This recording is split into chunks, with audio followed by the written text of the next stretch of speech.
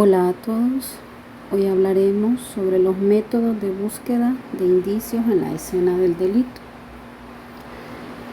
Este estudio está basado en el manual de actuación en la escena del delito de la Policía Nacional de nuestro país, El Salvador. Pero, ¿qué son los métodos de búsqueda en la escena del delito?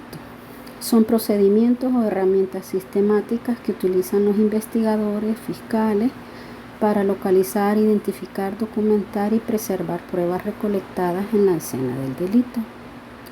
El objetivo principal es analizar los métodos y técnicas de búsqueda para poder aplicarlos en el procesamiento de la escena del delito y asegurarse de que nada relevante pase por alto y que la evidencia recolectada sea admitida y útil para la investigación que se dará. Existen tipos de inspección. En lugares abiertos se deberá examinar las condiciones del clima, el sol, la lluvia, el viento, el entorno, puesto que las condiciones ambientales pueden perjudicar la escena, que son de tipo abierto, mixtas o prolongadas, por la exposición a la intemperie o las inclemencias del tiempo. Si se tiene prevista lluvia, por ejemplo, nos encontraremos en un caso inminente, puesto que se debe de recolectar la evidencia inmediatamente para no perder rastros como fluidos, como sangres, huellas también. En el espacio cerrado, por ejemplo, una habitación, un apartamento, una cochera, la inspección debe ser durante la observación ocular en forma de abanico, es decir, de derecha a izquierda desde la entrada principal, para poder tener una visión completa seguida de un recorrido sistemático avanzado hacia el interior. Los métodos utilizados en este tipo de lugar son de forma espiral, lineal, haciendo una inspección minuciosa en las áreas como paredes, cajones, roperos, por mencionar algunos.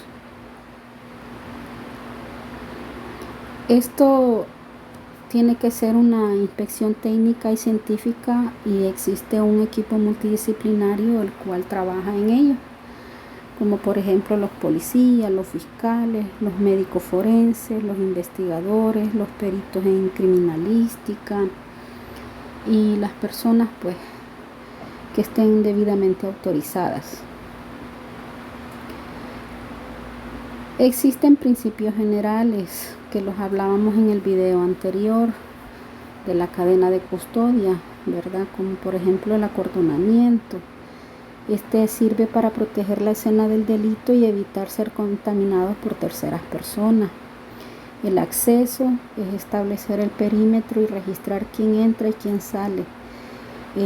Se llena un formulario en donde quien llega primero a la escena del delito, ahí escribe su nombre, sus datos personales, que es, ¿verdad?, investigador, fiscal, técnico, médico, etc. También un sistema o método que se utiliza es un patrón específico para evitar búsquedas al azar, es decir, la persona que llega a la escena del delito toma la decisión de qué tipo de método va a utilizar, en espiral, dependiendo del lugar, la zona, dependiendo cómo es, ¿verdad? También existe la preservación de la evidencia.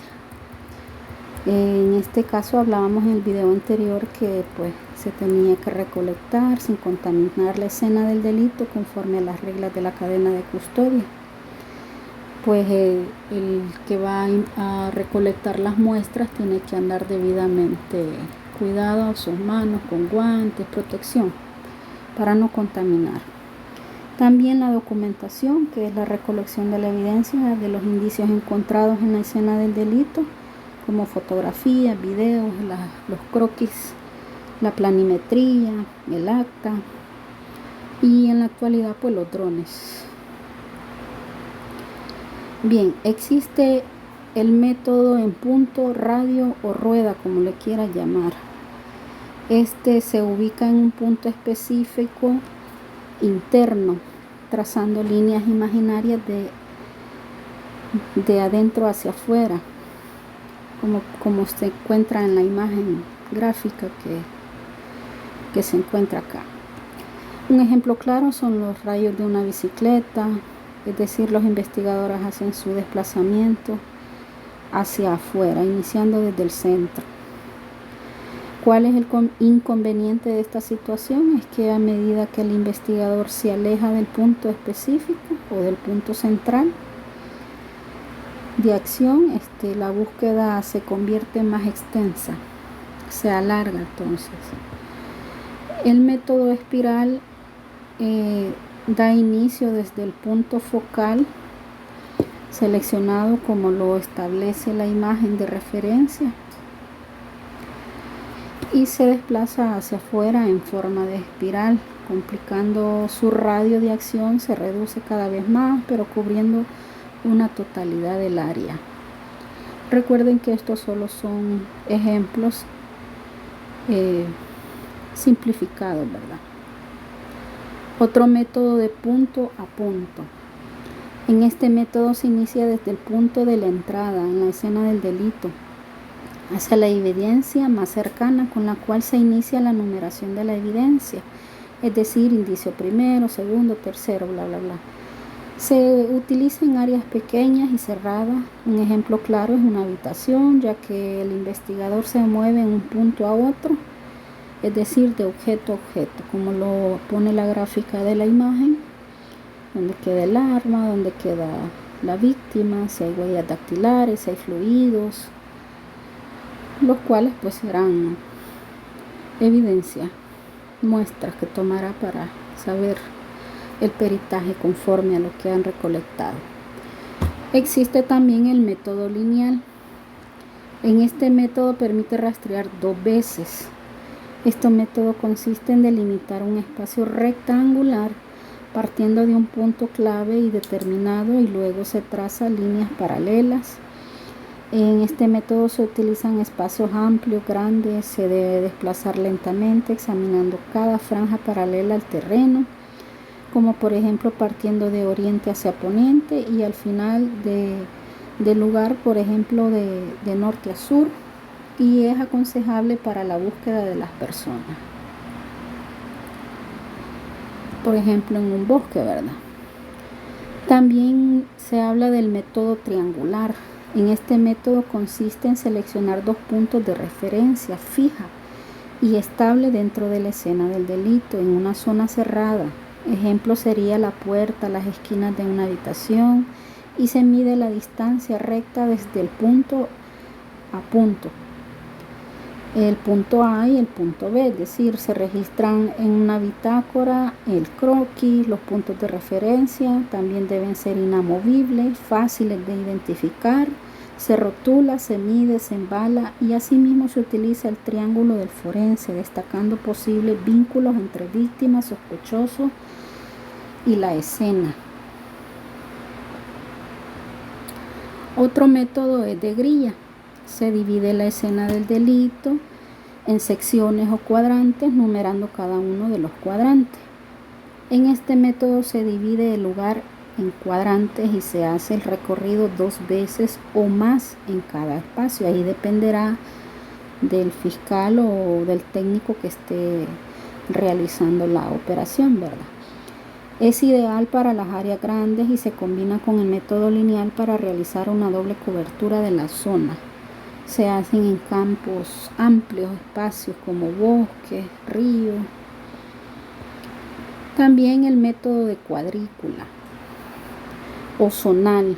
Este método consiste en dividir el lugar en cuadrantes o zonas. Se inicia la inspección o búsqueda por cada uno de los cuadros hasta dar por terminado la inspección por todos estos puntos marcados en los cuadrantes. Es decir, en el cuadro número 1 se va a dar la inspección, de ahí en el 2, de ahí en el 3, de ahí en el 4, así, para completarlos todos, para